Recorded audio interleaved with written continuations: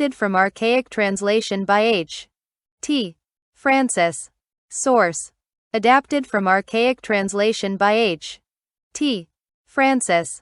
Jakata number 523. Alambusa-jataka Then, mighty Indra, etc. This story the master, while residing at Jetavana monastery, told about the temptation of a brother by the wife of his unregenerate days. The subject matter of the tale is told in full in the Indriya birth. Now the master asked the brother, "Is it true, brother, that you were rendered discontented?" "It is true, reverend sir." "By whom?" "By my wife of former days." "Brother," he said, "this woman brought mischief for you.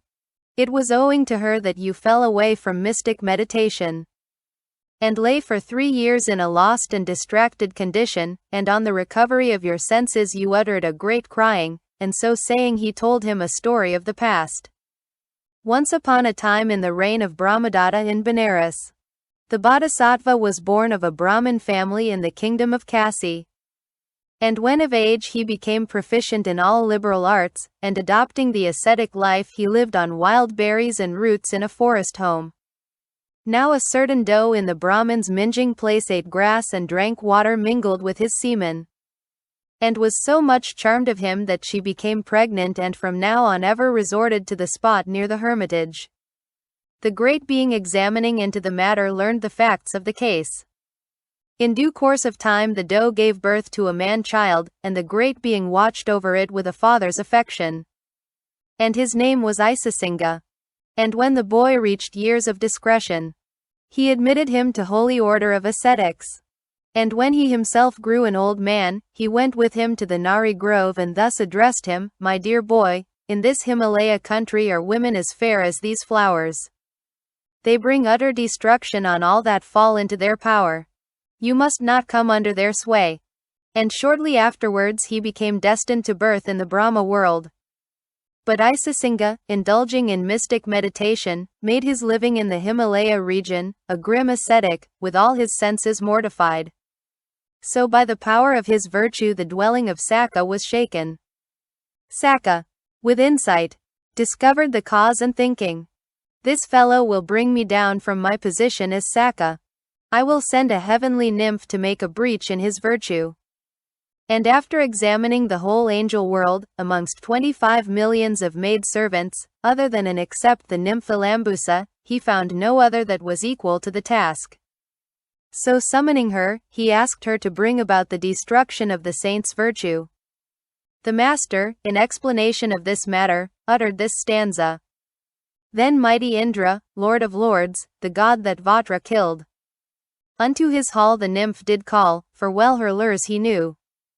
And fair Alambusa, he cried, the angel assemblage above, to Isisinga ask you to go, to tempt him with your love. Sakka ordered Alambusa, saying, "Go and come near to Isisinga, and bringing him under your power destroy his virtue," and he uttered these words. "Go, temptress, ever dog his steps, for holy sage is he. And, seeking ever highest bliss, still triumphs over me." On hearing this Alambusa repeated a couple of stanzas. "Why, king of gods, of all the nymphs, consider you me alone? And ask me to tempt the saintly man that threatens your throne? In happy grove of Nandana is many a nymph divine. To one of them, it is their turn, the hateful task assign." Then Sakka repeated 3 stanzas. "You speak truth. In happy grove of Nandana, I think, may many a nymph, to rival you in loveliness, be seen. But none like you, O exceptional maid, with all a woman's lure. This holy man in wrongdoing's ways so practiced to deceive. Then queen of women as you are, go, lovely nymph, your way. And by the power of beauty force the saint to own your sway." On hearing this Alambusa repeated 2 stanzas. "I will not fail, O angel king, to go at your behest. But still with fear this sage austere I venture to molest. For many a one, poor fool, has gone in hell to regret the suffering due to wrongs on saints he brought." This said, Alambusa, fair nymph, departed with all speed, famed Isisinga to entice to some unholy deed. Into the grove for half a league with berries red so bright, the grove where isisinga lived, she vanished out of sight. At break of day, before yet the sun was scarce astir on high, to isisinga, sweeping out his cell, the nymph came near. These stanzas owed their inspiration to perfect wisdom. Then the ascetic questioned her and said, "Who are you, like to lightning flash, or bright as morning star? With ears and hands covered with gems that sparkle from afar? Fragrant as golden sandal wood, in brightness like the sun. A slim and charming maid are you, right fair to look upon. So soft and pure, with slender waist and firmly springing gait. Your movements are so full of grace, my heart they captivate. Your thighs, like trunk of elephant, are finely tapering found. Your buttocks soft to touch and like to any dice board round. With down like lotus filaments your navel marked, I think. As though with black collyrium it was charged, from far as seen. Twin milky breasts, like pumpkins halved, their swelling globes display. Firm set, although without a stalk all unsupported they. Your lips are red as is your tongue, and, O auspicious sign!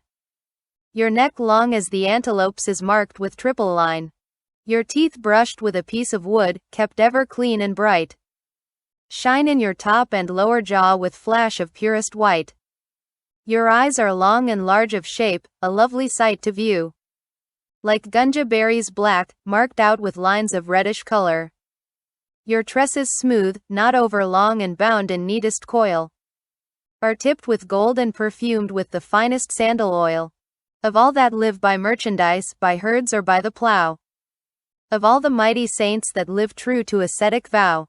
Amongst them all in this wide world your equal I may not see. Then what your name and who your sire, we gladly would learn from you." While the ascetic thus sang the praises of Alambusa. From her feet to the hair of her head, she remained silent, and from his long drawn-out speech observing how disturbed was his state of mind she repeated this stanza. "Heaven bless you, Kashyapa, my friend, the time is past and gone. For idle questions such as these, for are we not alone? Come let us in your hermitage embracing haste to prove the thousand joys well known to all the votaries of love." So saying Alambusa thought, "If I stand still, he will not come within reach of me. I will make as if I were running away," and with all the cunning of a woman's lures she shook the purpose of the ascetic, as she fled in the direction from which she had approached him. The master, to make the matter clear, spoke this stanza. This said, Alambusa, fair nymph, departed with all speed. Famed isisinga to entice to some unholy deed. Then the ascetic, on seeing her depart, cried, "She is off." And by a swift movement on his part he intercepted her as she was slowly making off and with his hand seized her by the hair of her head. The master, to make the matter clear, said, to check her flight, the holy man with motion swift as air in hot pursuit overtook the nymph and held her by the hair. Just where he stood the lovely maid embraced him in her arms, and straight his virtue fell before the magic of her charms. In thought she flew to Indra's throne in Nandana afar. The god at once foresaw her wish and sent a golden chariot, with ornamental dresses spread and all decorated with many times dress. And there the saint lay in her arms for many a long day. 3 years passed over his head as though it were a moment's space, until at last the holy man woke up from her embrace. Green trees he saw on every side. An altar stood hard by, and verdant groves re-echoing to the loud cuckoo cry. He looked around and weeping much he shed a bitter tear. "I make no offering, raise no hymn. No sacrifice is here. Living within this forest lone, who can my tempter be? Who by foul practice has overcome all sense of right in me? Even as a ship with precious freight is swallowed in the sea?" On hearing this Alambusa thought, "Should I not tell him, he will curse me. Truly, I will tell him," and standing by him in a visible form she repeated this stanza. "Sent by King Sakka, here I stand. A willing slave at your command. Though far too careless to know this. It was thought of me that marred your bliss." On hearing her words he called to mind his father's advice, and mourning how he was utterly ruined by disobeying the words of his father he repeated 4 stanzas. Thus would kind Kashyapa, my sire, with prudence regardless youth inspire. Women are fair as lotus flower. Beware, good youth, their subtle power. Of woman's budding charms beware. Beware the danger that lurks there. It was thus my sire, by pity moved, would gladly have warned the son he loved.